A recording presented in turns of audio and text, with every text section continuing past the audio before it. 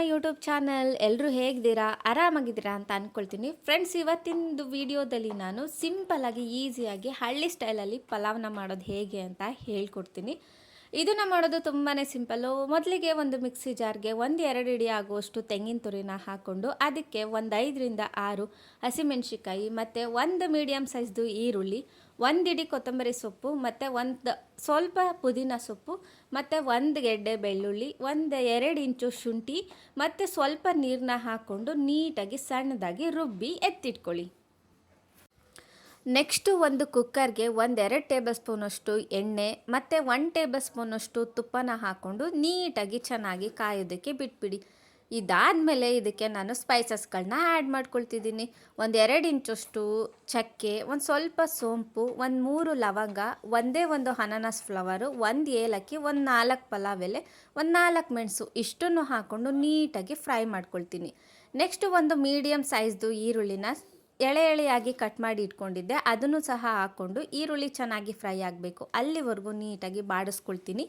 Next ಒಂದು medium ಸೈಜ್ದು 2 ಟೊಮ್ಯಾಟೋನ ಒಂದು medium ಸೈಜಲ್ಲಿ ಕಟ್ ಮಾಡಿ ಎತ್ತಿಟ್ಕೊಂಡಿದ್ದೆ, ಅದನ್ನು ಸಹ ಹಾಕ್ಕೊಂಡು ಮತ್ತೆ ನೀಟಾಗಿ ಫ್ರೈ ಮಾಡ್ಕೊಳ್ತೀನಿ. ಟೊಮ್ಯಾಟೊ ಮತ್ತು ಈರುಳ್ಳಿ ಎಲ್ಲ ನೀಟಾಗಿ ಸಾಫ್ಟಾಗಿ ಬೇಯಬೇಕು ಅಲ್ಲಿವರೆಗೂ ಚೆನ್ನಾಗಿ ಫ್ರೈ ಮಾಡಿಕೊಂಡ್ರೆ ಸಾಕಾಗುತ್ತೆ.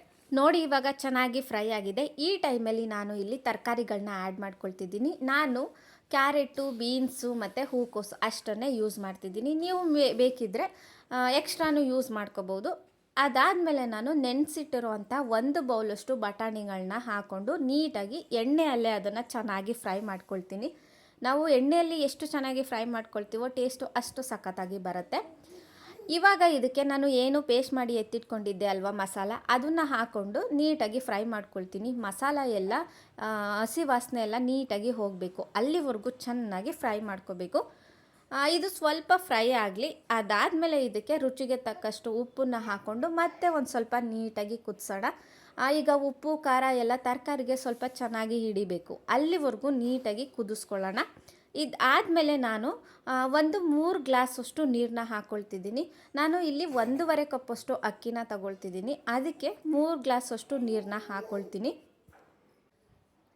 ನಿಮಗೆ ಸ್ವಲ್ಪ ಉದುರು ಬೇಕು ಅನ್ನ ಅಂತ ಅಂದರೆ ಸ್ವಲ್ಪ ನೀರನ್ನ ಕಡಿಮೆ ಹಾಕ್ಕೊಳ್ಳಿ.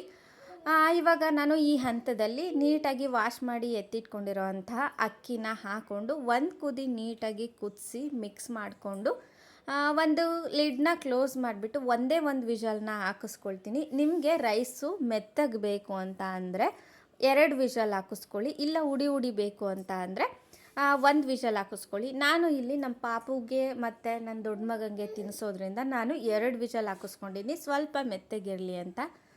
ಇಷ್ಟು ಮಾಡಿದ್ರೆ ನಿಮಗೆ ನಾಟಿ ಸ್ಟೈಲ್ ಪಲಾವ್ ರೆಡಿ ಆಗುತ್ತೆ. ನಾನು ಇದನ್ನು ಮೊಸರು ಬಜ್ಜಿ ಜೊತೆ ಸರ್ವ್ ಮಾಡಿದ್ದೀನಿ. ಟೇಸ್ಟ್ ಅಂತೂ ಸಖತ್ತಾಗಿರುತ್ತೆ.